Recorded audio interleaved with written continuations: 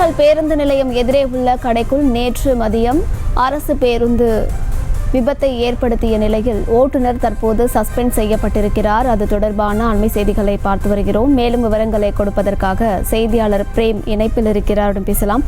Frame, முழு விவரங்கள்.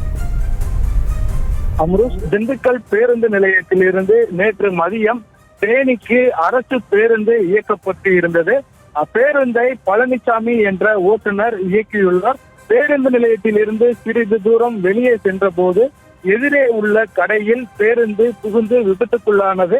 இதற்கான காரணம் என்னவென்று கேட்கையில் பேருந்து பிரேக் பிடிக்காமல் ஓட்டுநரின் கட்டுப்பாட்டை இழந்ததும் ஸ்டேரிங் முறையாக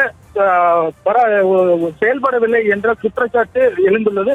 மேலும் ஓட்டுநரின் சாமர்த்தியத்தால் பெரும் விபத்து தவிர்க்கப்பட்டதாக கூறப்படும் நிலையில் பேருந்து கடையில் புகுந்த போது கடையில் இருந்த பெண் ஒருவர் பலத்த காயமடைந்தார். இந்நிலையில் பேருந்து ஓட்டுநரை சஸ்பெண்ட் செய்து மண்டல போக்குவரத்து துறை அதிகாரிகள் நடவடிக்கை எடுத்துள்ளனர். இதற்கு பல்வேறு தரப்பினரும் கண்டனங்களை தெரிவித்து வருகின்றனர்.